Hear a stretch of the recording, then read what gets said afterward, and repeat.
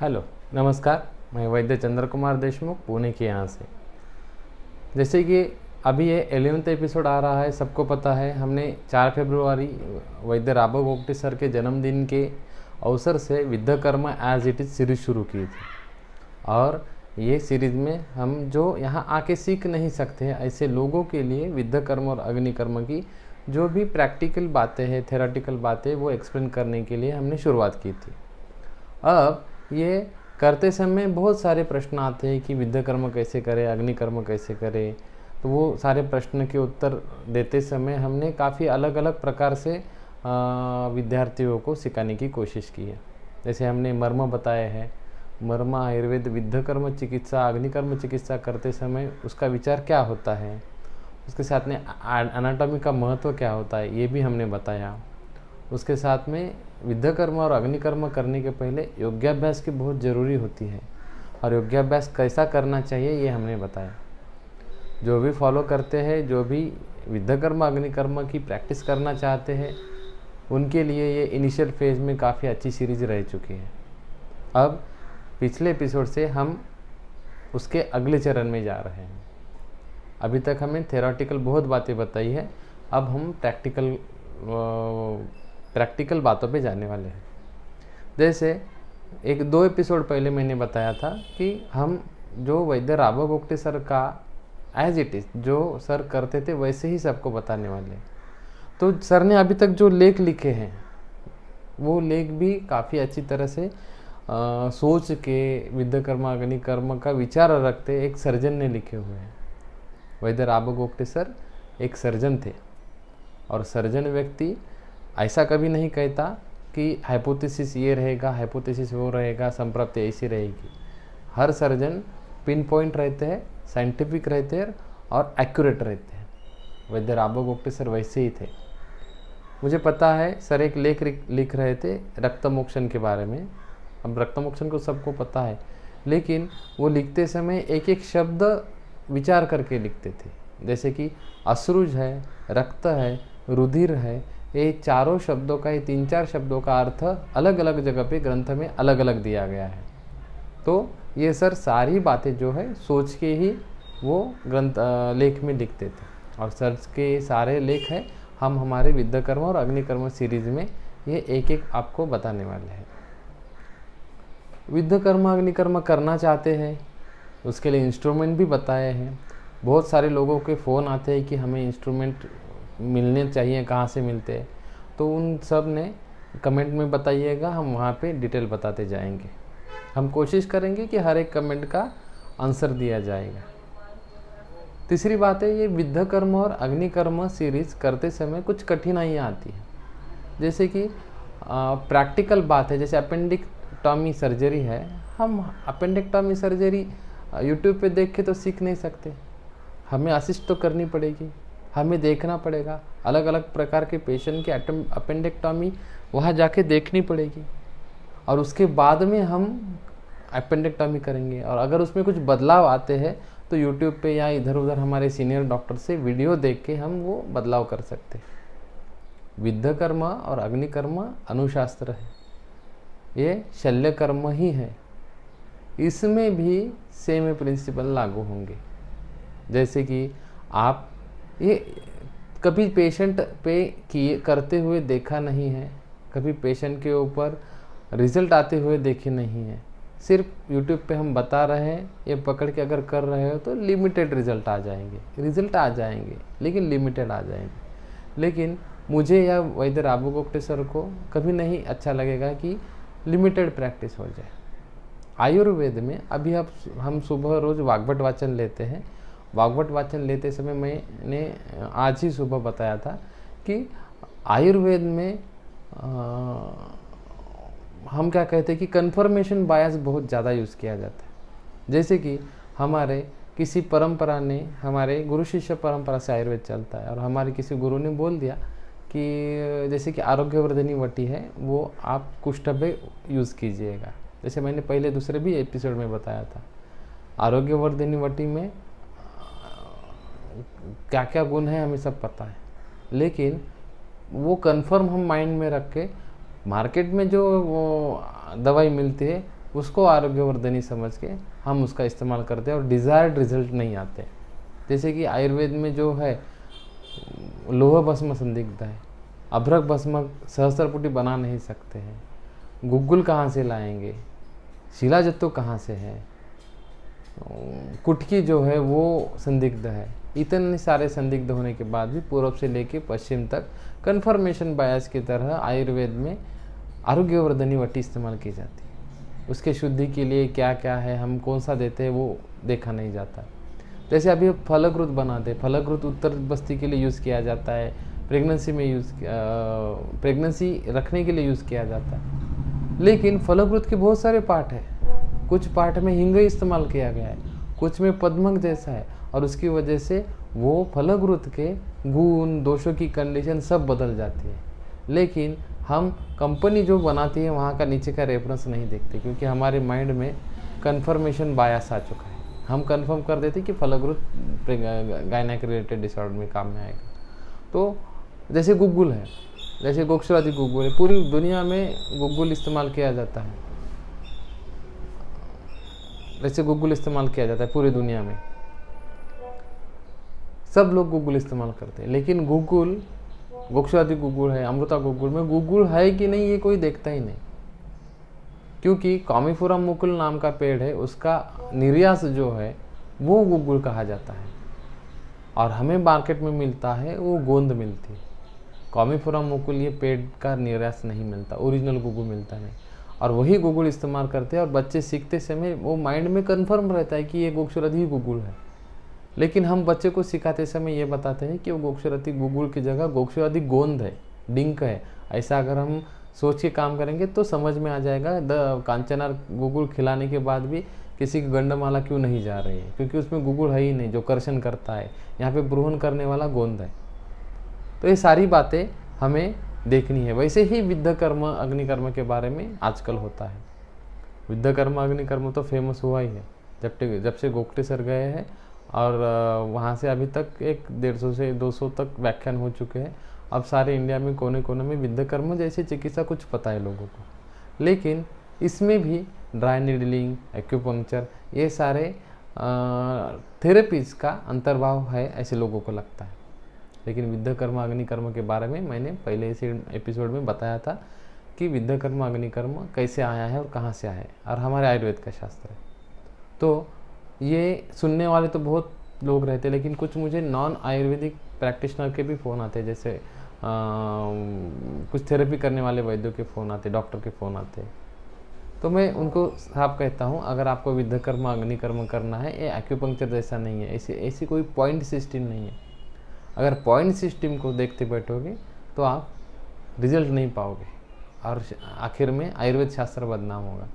Please कृपा करके जो BMS डिग्री होल्डर नहीं है, उन्होंने किसी BMS डिग्री होल्डर के साथ में काम करना चाहिए, तभी इसको अच्छी तरह से समझ के रिजल्ट दे पाएंगे। ये करते समय, सीरीज करते समय हमें काफ़ी अच्छा लग रहा है कि गोगटे सर के जो हिडन बातें हैं वो हम बाहर ला रहे हैं। लेकिन selection of medicine, selection of drugs, selection of patient, ये गोगटे सर का बहुत यूनिक था। कोई भी व्यक्ति को औषधि देते समय उसका निदान बहुत ज़रूरी था। औषधि बहुत सारी है, लेकिन उसका निदान अगर गलत हो जाएगा तो पेशेंट को रिजल्ट नहीं आते। जैसे कि हम देखते हैं इनफर्टिलिटी में, इनफर्टिलिटी के पेशेंट में डायग्नोस्टिक इतना डेप्थ तक पहुंच गया है, लेकिन उसमें रिजल्ट आता नहीं है, और उसकी वजह से पेशेंट पीछे रह जाता है। IVF तक टेक्नोलॉजी आ चुकी है, लेकिन रिजल्ट नहीं आते। तो ये कोई भी पेशेंट देखते समय सर का ये कहना था कि वो डिटेल में केस लेके, हर एक पेशेंट का सटीक विज्ञापन लेके, शास्त्र देख के उनकी चिकित्सा करनी चाहिए। जैसे पिछले एपिसोड में हमने मूत्र विवेचन के बारे में बताया था, और आयुर्वेदिक मूत्र विवेचन करते समय सर का लेक्चर भी दिया था। तू बाहर स्थान रे, तो वो मैंने 78 नंबर का लेख शुरू किया था, वो आधा हो चुका था। ये तो बाहर स्थान प्रवीण, आधा हो चुका था। तब वहाँ बताते समय मूत्र की उत्पत्ति कैसी थी सर ने बताया था लेख में। अब ये वही लेख का आगे वाला पार्ट है। ये आयुर्वेद पत्रिका में सर का लेख 2005 में आया था। वैद्य मोय लेले स्मृति वो व्याख्यानमाला चल रही थी और वैद्य राबा गोगटे सर ने वहाँ पे मूत्र निर्मिति विवेचन का एक लेख दिया था। वो लेख की काफ़ी सराहना हुई थी, क्योंकि आयुर्वेद में जो वर्णन किया हुआ पार्ट है किडनी के बारे में और एलोपैथी में जो दिया है, और आयुर्वेद की मूत्रोत्पत्ति और मूत्राघात और आयुर्वेद में किडनी जैसे व्याधियों की चिकित्सा, इसके बारे में सर ने वर्णन किया था। अब ये बताते समय मैंने बताया था, उसके आगे जा रहा हूँ। जो पचन के बारे में, पचन संस्था में जब हम अन्न खाते हैं, अन्न खाने के बाद उसका सार किट्टे विभाजन हो जाता है और विभाजन हो जाने के बाद लिक्विड जो फॉर्म बनता है जिसको एक्सक्रीशन कहते हैं, वो मूत्र निर्मित होती है। अब एलोपैथी में क्या होता है, इंटेस्टाइन से जो भी मेजेंट्रिक आर्टरीज है वो वहाँ से पूरा डाइजेस्टिव मटेरियल खींच लेती है, सर्कुलेशन में जाता है। सर्कुलेशन में जाते समय किडनीज की तरफ जाके वहाँ पे फिल्ट्रेशन होता है और फिल्ट्रेशन होने के बाद यूरिन की उत्पत्ति होती है और यूरिन शरीर के बाहर छोड़ा जाता है। वो किडनी से निकल के, यूरेटर से निकल के ब्लैडर में आता है और बाहर पड़ता है। लेकिन आयुर्वेद में विचार करते समय इससे बहुत गहरा विचार किया है। वो विचार सर ने बताया है। स्थूल पचन और सूक्ष्म पचन ऐसे दो कंसेप्ट बताए हैं। जो हमने आहार अन्न खाया है,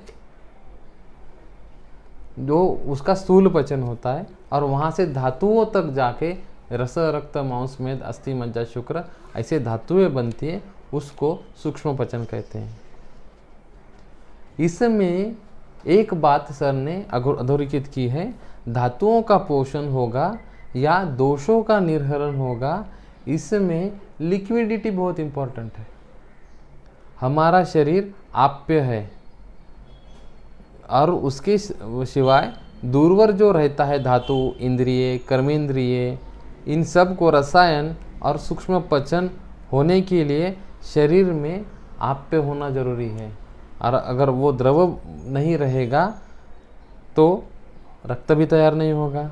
इसीलिए धमनी अध्याय में आप्य वह मूत्र व धमनियाँ ऐसा बताया गया है।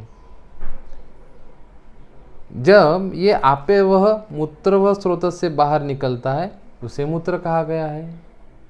इस प्रकार हम आयुर्वेद विचार करते हैं तो सर्व शरीर क्रिया में अन्न व स्रोत साथ ज़्यादा से ज़्यादा द्रव की निर्मित होती है, आप्य की निर्मित होती है। पिया हुआ द्रव पदार्थ, उसमें पानी भी रहता है, बाकी लिक्विड भी रहते हैं, घन अन्न रहता है, ये सब ग्रहणी में शोषित होते हैं और ग्रहणी में शोषण होने के बाद वहाँ से वो उंडुक तक, अन्न आने तक उसका शोषण पूरा होता है। इसीलिए जब द्रव धातु मूत्र बन के बाहर पड़ता है तभी उसको मूत्र कहेंगे, या उसके पहले मूत्र नहीं कहेंगे। जब तक अपान वायु वही द्रव धातु को शरीर के बाहर नहीं लेके जाता है तो उसको मूत्र कहेंगे, अगर नहीं लेके जाता है तो उसको मूत्र नहीं कहेंगे। और बाद में वो पक्वाशय में चयापचय करने के लिए वो मदद करता है। मज्जा, स्वेदो, वसा, मूत्र, पित्त, श्लेष्म, शकृत, अस्कृत, रसो, जलम च देहे अस्मिन एकांजलि वर्धितम, उसका प्रमाण भी बताया है शरीर में द्रवांश का कितना कितना है। और दोष धातु मलानाम तो परिणामन न विद्यते, हमारे वात, पित्त, कफ है, इनका परिणाम हमें पता नहीं है, ऐसा बताया गया है।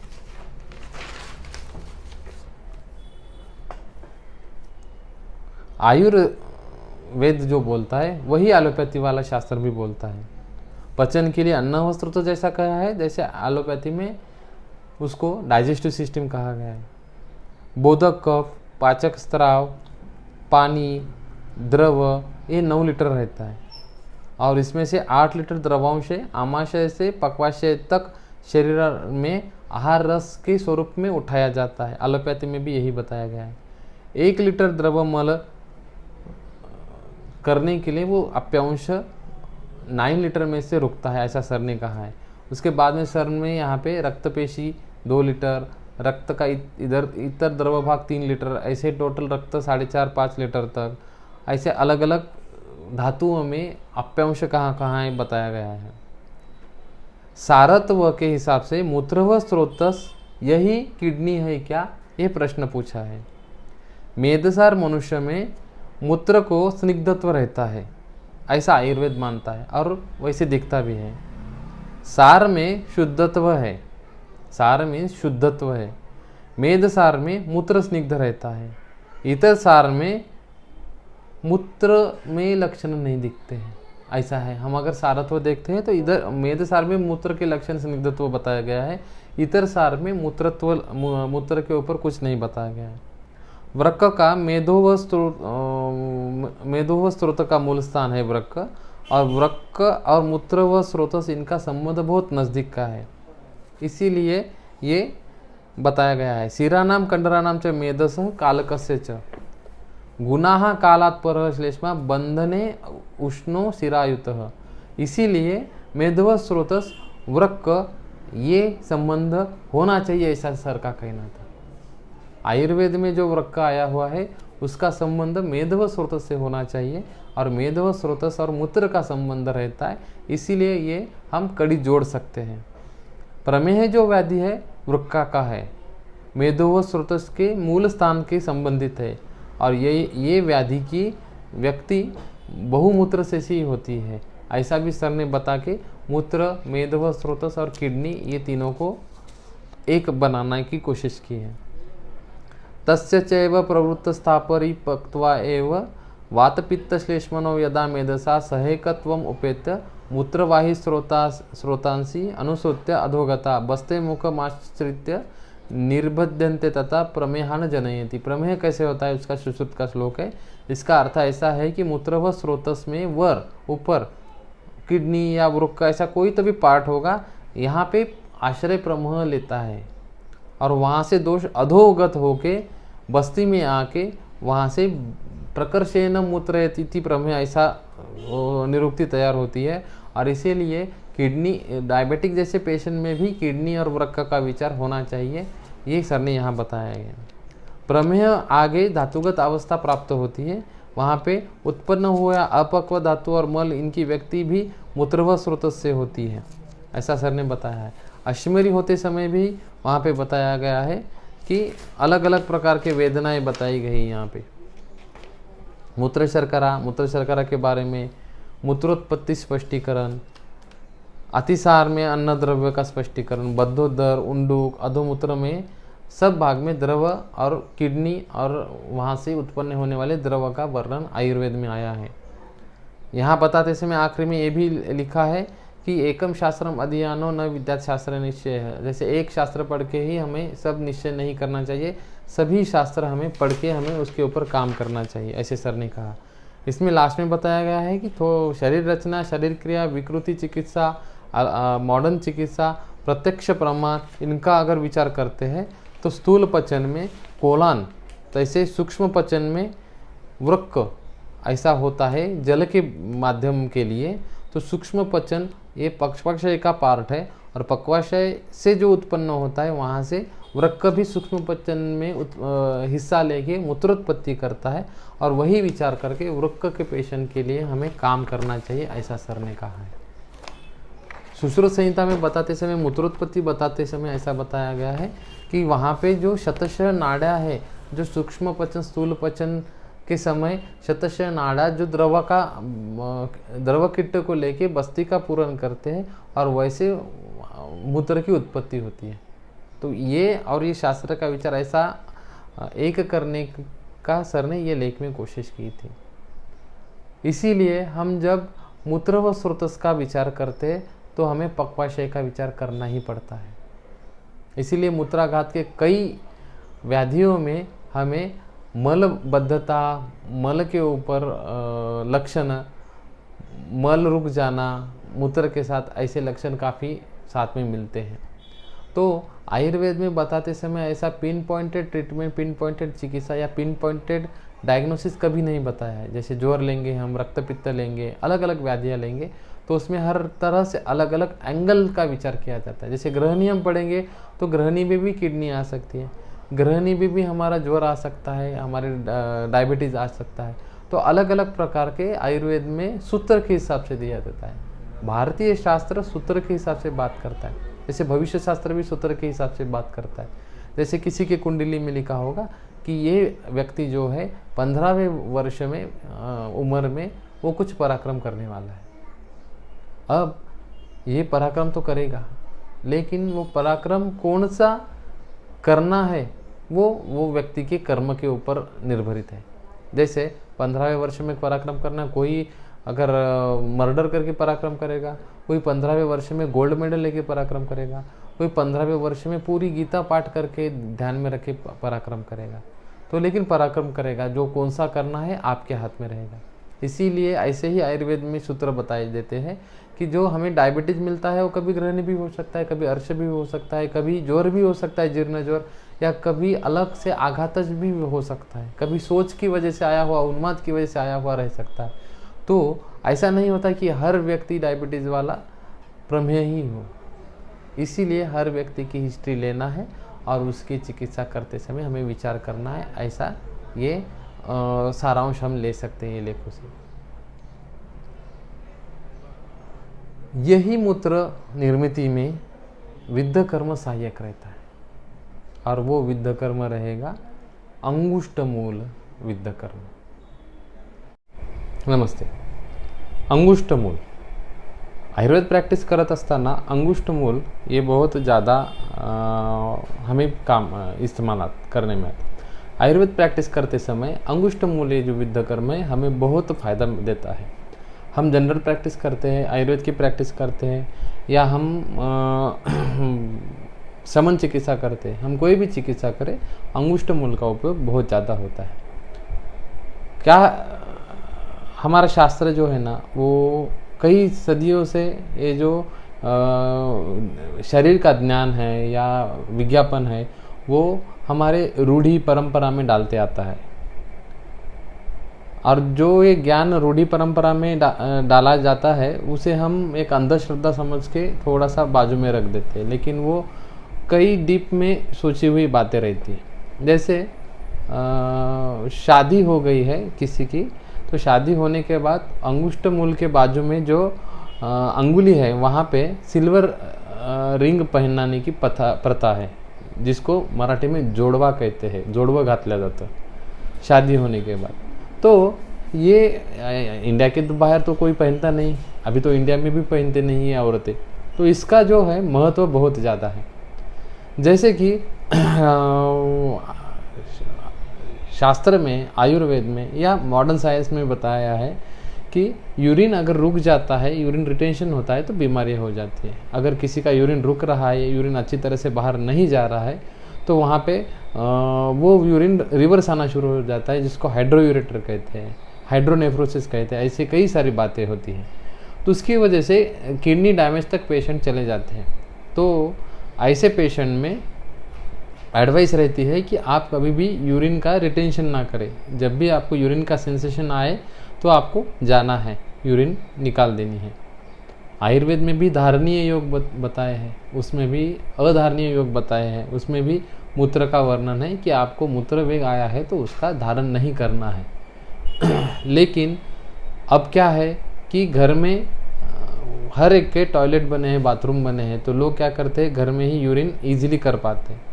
लेकिन कुछ साल पहले, 100-150 साल पहले क्या होता था कि घर में बाथरूम नहीं होते थे, बाहर बाथरूम होते थे। तो छोटी बच्ची है अगर, तो वो अगर बाथरूम को जाती है तो उसका भाई, उसके पिताजी लेके जाएंगे। लेकिन शादी हो गई तो उसको निर्भर रहना पड़ता था किसी दूसरों के ऊपर, जैसे पति के ऊपर है या घर में बड़ी औरत है उनके ऊपर निर्भर रहना पड़ता था। बाथरूम के लिए भी, बाथरूम को बाहर जाना है तो भी, और जब बाहर जाने बाथरूम का सेंसेशन आ जाएगा यूरिन का, और वहाँ पे यूरिन को बाहर लेके जाने के लिए कोई नहीं था, जिसकी वजह से उन औरतों में वेग धारण की लक्षण दिखते थे। तो ये लक्षण ना दिखे, इसीलिए जब जब शादी होती है तो शादी के बाद सिल्वर रिंग जो है, जोड़वा कहते हैं उसको, वो पैरों में पहनाया जाता है। अब वो जो उंगली में पहनाया जाता है, अंगुष्ठ के बाजू वाली जो अंगुली है उसको, पादांगुष्ठ के बाजू में जो अंगुली वहाँ पे पहनाया जाता है। वो वहाँ पे जहाँ पे टच होती है वो है हमारा अंगुष्ठ मूल का पॉइंट। तो हम आज देखेंगे अंगुष्ठमूल के पॉइंट कैसे कैसे और ये एग्जैक्टली कहाँ पे है। होता क्या है कि हम इतने सारे व्याख्यान कर चुके हैं, सबको बताते हैं, लेकिन थोड़ी भी जगह चूक गई तो उसका रिजल्ट आना बंद हो जाता है। इसलिए अंगुष्ठमूल का पॉइंट हम आज लेंगे।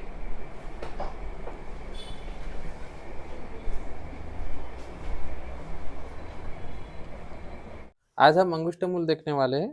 तो ये पेशेंट जो है ये डायलिसिस पे आता झालं ना डायलिसिस? आता झालं। हाँ, तो यहाँ पे हम अंगुष्ठमूल करने वाले हैं। अंगुष्ठमूल करते समय मीडियल और लैटरल ये दोनों इम्पोर्टेंट है बाजुएं देखना। अभी ये अंगुष्ठमूल है, तो अंगुष्ठमूल में यहाँ पे पैर पे स्वेलिंग रहती है हमेशा पेशेंट के ऊपर, तो ये लैटरल है और ये मीडियल है। आता लैटरल और मीडियल है, तो यहाँ पे इसका जो ये नाखून, जिनका जो नाखून है, ये नाखून की ये जो फोल्ड है, ये अगर ये लैटरल फोल्ड अगर कंटिन्यूस हम नीचे खींचते हैं और उससे जो फर्स्ट फोल्ड है, अगर ये फर्स्ट फोल्ड हम बनाते हैं तो ऐसा हमारा एक डायग्राम बन जाएगा। यहाँ पे जो ये मिडल जो पॉइंट है, यहाँ पे हमारा अंगुष्ठमूल है। तो यहाँ पे हम वेदन कर्म करेंगे। वेदन कर्म करते समय हमने ये जगह है पूरी तरह अच्छी तरह से कॉटन से क्लीन की है, स्पिरिट लगा के। निर्जंतुकीकरण वहाँ पे हो चुका है। हमें जो उपकरण अध्याय में मैंने बताई है, नीडल जो है वो हमने ली है यहाँ पे, और नीडल हम यहाँ पे अर्धव्रीहि पे ही वेदन कर्म करेंगे। वहाँ पे एक व्रीहि वेदन कर्म नहीं होगा, अर्धव्रीहि वेदन कर्म होगा। तो ये अंग विपर्यात करनी है। जैसे किडनी के पेशेंट रहते, किडनी के और किडनी स्टोन के, रीनल कैल्कुलाई के, वो पेशेंट में अंग विपर्यात करना है। अगर लेफ्ट को है तो राइट को करेंगे, राइट को है तो लेफ्ट को करेंगे। बेसिकली इसका मूत्राघात में काम अच्छी तरह से आता है, लेकिन ये किडनी फेल्यूर में उपयोग नहीं रहता इसका, इसका मूत्राघात में उपयोग रहता है। नहीं तो लोग समझेंगे कि ये किडनी फेल्यूर का पॉइंट है, ऐसा नहीं है। मैं फिर से ये पैर को देखता हूँ, लैटरल साइड को हमें करना है। यहाँ पे मिडल अगर पार्ट लेंगे हम, एग्जैक्टली वहाँ पे हमारा अर्धव्रीहि वेदन कर्म होगा। चलो स्टॉप। ये जो अंगुष्ठमूल है, अंगुष्ठमूल के बारे में हम बात कर रहे थे। तो अंगुष्ठ मूल जो है, अंगुष्ठ के मूल के यहाँ रहेगा। तो यहाँ पे हम विद्ध कर्म करते हैं। तो विद्ध कर्म करते समय हमें मार्क कर दीजिए, लैटरल और मीडियल ये दो ही साइड्स हमें ज़्यादा कंफ्यूज करती है। क्योंकि अगर ये देखेंगे तो हमें ये यहाँ पे मीडियल लगेगा, लेकिन ये लैटरल है। तो मैं यहाँ पे यल लिखूँगा, ये लैटरल साइड, ये लैटरल साइड है, और बीच में का सेंटर जो है मीडियल साइड है। तो अंगुष्ठमूल विद्ध करते समय हमें लैटरल साइड पे करना है, मीन्स ये अंगुष्ठ के लैटरल साइड पे करना है। पेंदा कोणाकडे आहे साधी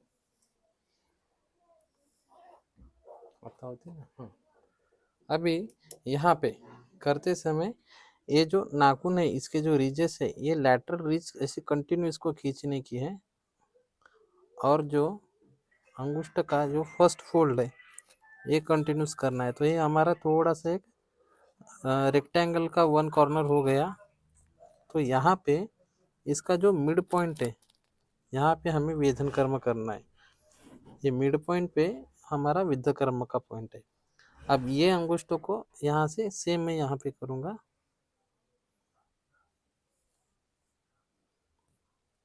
तो ये लैटरल हो गया। तो बहुत लोग यहाँ पे विद्ध कर्म करते हैं, यहाँ पे विद्ध कर्म करना नहीं है, यहाँ पे भी कर्म करना नहीं।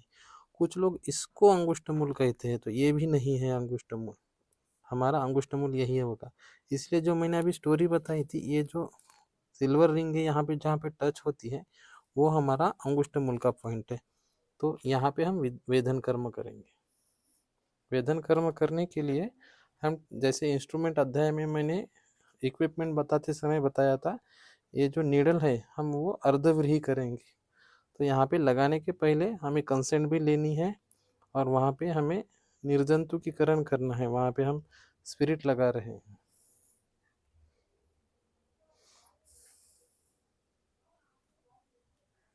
विद्ध कर्म करते समय हमेशा उसका डेप्थ आई है, तो यहाँ पे विद्ध कर्म की डेप्थ ये अर्धांगुली रहेगी। यहाँ पे अर्धांगुली वेदन कर्म हुआ है।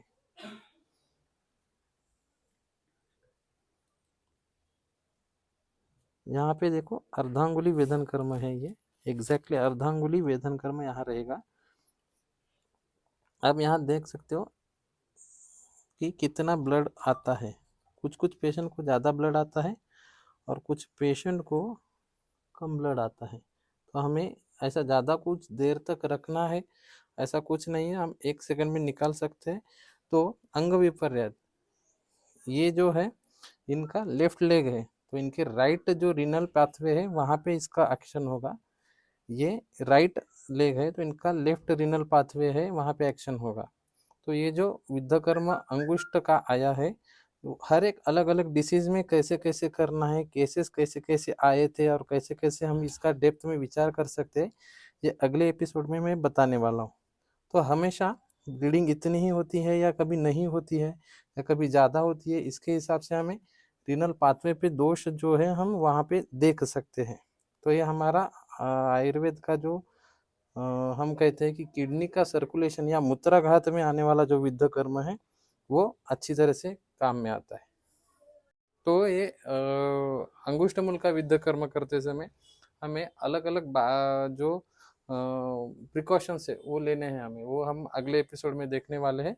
सिर्फ ये करते समय कंसेंट लेना है, दूसरी बात एक्यूरेसी रखनी है, और तीसरी बात है सबसे इम्पोर्टेंट है कि सिलेक्शन ऑफ पेशेंट। होता क्या है कि हमने पॉइंट बता दिया और पॉइंट के लिए विद्या कर्म करते जाते हैं लोग, लेकिन उनका रिजल्ट नहीं आता है। ऐसे हमें बहुत सारे फोन आते हैं, कुछ पेशेंट को रिजल्ट आते हैं, कुछ विद्यार्थियों को आधे रिजल्ट आते हैं। तो ऐसा हमें नहीं चाहिए, हमें 100% हर एक पेशेंट को सोच के रिजल्ट लाने चाहिए। तो ऐसे ये विद्या कर्म का दोषों के ऊपर और हमारे शरीर क्रिया के ऊपर जो जो परिणाम है वो हम अगले एपिसोड में देखने वाले हैं। धन्यवाद।